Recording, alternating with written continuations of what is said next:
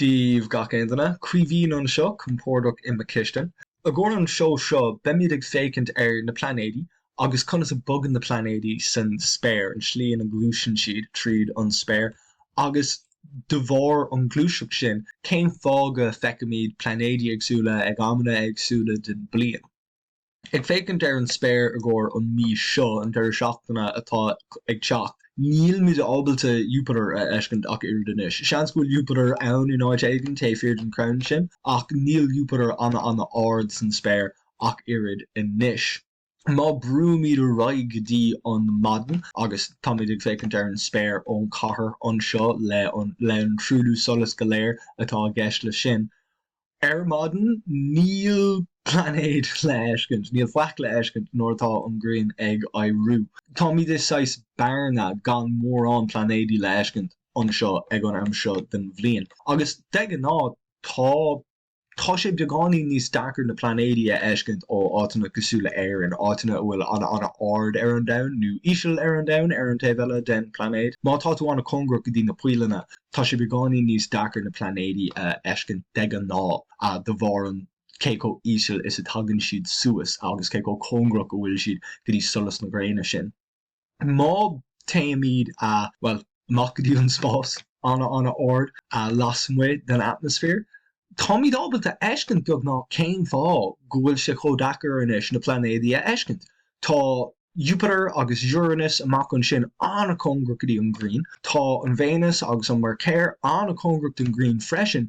Le Mars agus Saturn níl siad congra go dtí an Green, ach an seo in éireann ar aon nós tá siad fós ró dachar le heiscint.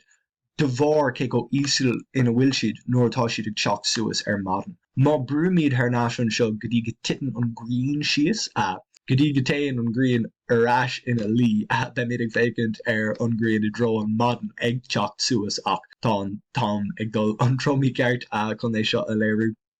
Seo an Green ag dul sios, agus sin Mars agus Saturn anna fáil ón Green san spéir ach anna congra go dtí an talamh agus tá sais imime an Green ag teacht suas hena féin an sin. Má chuirm an atmosfér chuas a ríis, tá siad ann, má taimid amach faoin tua fós é áit cosúla éireann ard ar an domhan gan éon trúdú solas.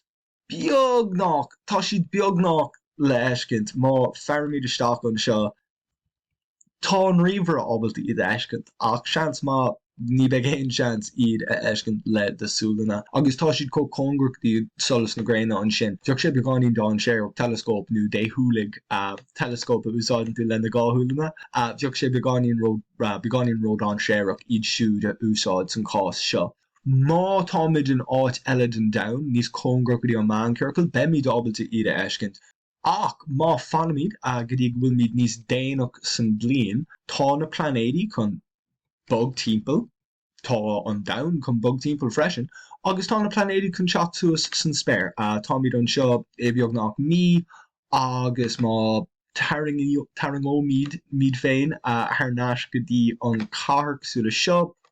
Fiú le an trúdú solas, inis tá Saturn cinnte le heiscint agus tá Mars ag teacht suas freisin. Má brúmid a raibh beagání níos mó tá na Pláinéidí an sin. Tá na Pláinéidí an sin níos fuide ó an Green agus má taimid beagání níos lua ar madan sin iad le heiscint éasca go leor fiú ó an cathair. Ach caithimid fannacht go dtí go bhfuil siad tar éis trasnú an spéir cosúla sin. Táid chun teacht thar náis go dtí an mí seo, agus táid chun an atmosfér buint a ríis, anas bheoh míad ábalta an na Pláinéidí, péislí bhhaile na Pláinéid nó na Pláinéidí, beimid ábalta iad a eiscint agus iad ag buga beagání níos éasca. Má fearimid isteach ar an Green an seo agus teacht thar náis go dtí man léid. Sin iad na Pláinéidí ar taobh an Green, níl siad díreach taobh an Green ag an nóméid seo. Má brúmid a raig táid ábalta eiscint go bhfuil an Pláinéid Saturn ag bug ó an Green tapa galore, ach níl an Pláinéid Mars ag bug a có tapa san spás chun tosaigh ar aon nós. Tá Jupiter taobh an Green an sin, tá Venus measm gofuil Venus beagnach ó scór an Green, dennig mé checkar sin. Beagnach taobh an Green táid ábalta é sinna tós má féice míad ar cé lasta suas ina bhfuil an Pláinéid Venus. Má tá Venus beagán lán, tá Venus beagnách té feared an green. Sin Venus ag dul té feared an green agus Jupiter ag teacht amach, tá an Mercéir is dólam té feared an green an sin freisin. Tá an Pláinéid Mars fós congra golóirí an green agus an Pláinéid Saturn imethe go thomláin a grí té bhealad an spéir.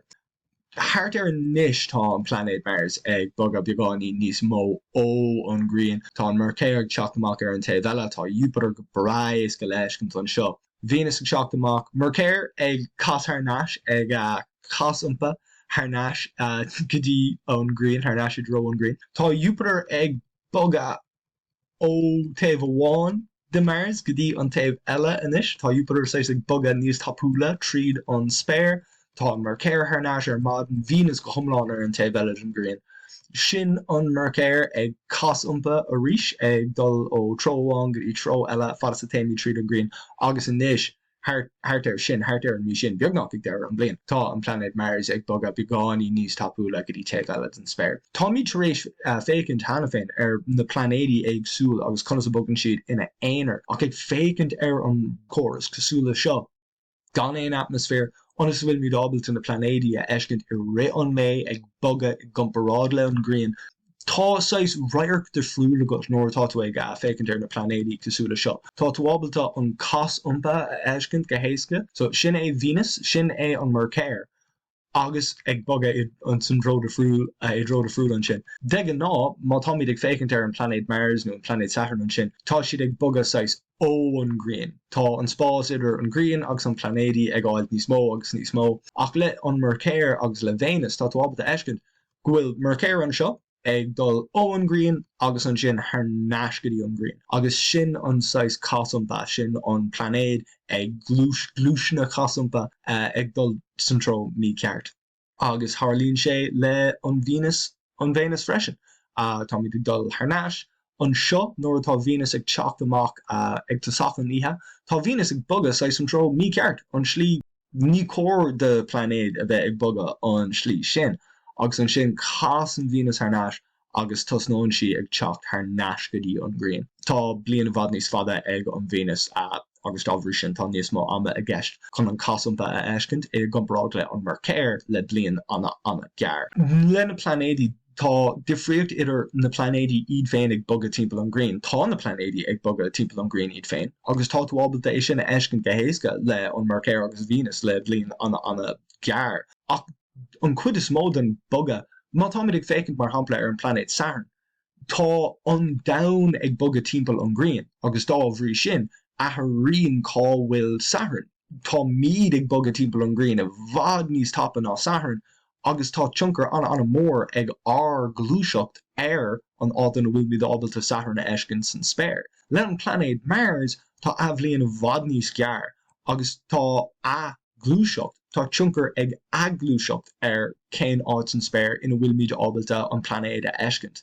Tá an glúiseacht níos tapúla ag Mars agus dábhrí sin tá níos mó tionchar ar á bhfuil an Pláinéid sin san spéir ag glúiseacht ag gomrád le glúiseacht. Ach má tá míad ag fécinn fiúar Pláinéid cosúla Jupiter a bhfuil sais idir Saturn agus Mars. Tá Jupiter beganí níos congrach ina stíl glúiseacht ina slíon a fecinn sé san spéir gotí Saturn seachas an Pláinéid Mars tá blian bhd níos fada aige níos congrach gotí an 6 blian a bhfuil ag Saturn. Ach tá míad ábalta eiscint an seo. Tá an Pláinéid Jupiter ag bogad ach tá Jupiter beagnach ag leanúint na réalta. Ach tá Mars ag glúiseacht ag gomrád na réalta an tro mí ceart. Sin glúiseacht dalrathach. Tá an cuma ar an Pláinéid go bhfuil an Pláinéid ag glúiseacht an tro mí ceart. A cadatá ar Harlún go fearná tá tionchar ar glúiseacht agus glúiseacht an Pláinéid ar an átain a bhfuil míad ábalta an Pláinéid a eiscint san spéir. Ní amháin ar glúiseacht timpeall an green. Sin an tain rud a bhfuil tionchar aige ar cén átain bhfuil míad ábalta na réaltaí a eiscint. Má tá míad ag fécint ar mar hampla an réalt Aldebaran nó an réalt Betelgeuse an seo. Fanann siad ag glúiseacht a dróháin i gcónaí. Ní bogann siad ó taobh go taobh, ní ardíonn a luas, ní íslíonn a luas. Fanann siad ag bogad san tro céine ag an luas céine.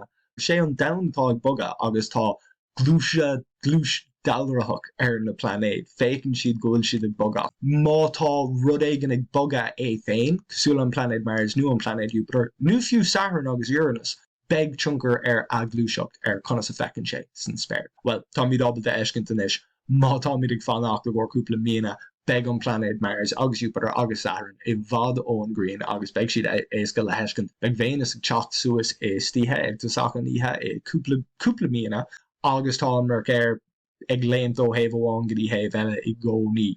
Muna bhfuil seans go Mercure eiscint mad an míomháin, tá an Mercure chun teacht náis an lua golóir. Tá míad beagnach cairneas go dtí an dáta ina chosamer, tá Coméid fós amachhain sin congrach lór go dtí Jupiter ach bhí siad a bhfad níos congrach le chéile cúpla léitheanta ó chin ceapan go raibh sé sin léirithe agam is seo hena féin. Ach má tá tú ag éirí cumad suas le na hátainna I bhfuil gacrad san spéir, cag tú cumad suas le na seoanna seo. Agus mar sin beag sé cabhreachtut má dhéanann tú listáil den cinéal YouTube seo agus má brúann tú an cnapa an seo seo a dul bualat an seo seo tá sin go má Damhsa agus má cinéal YouTube agus ag fás. Mátá má bhalat beagáín den chuirsí seo a léamh as béirla, déidir tú freistal má siomh idirlín cuivínscontent.ie ach go dtí an céad seo eile. Well, cílig mé sibh an sin.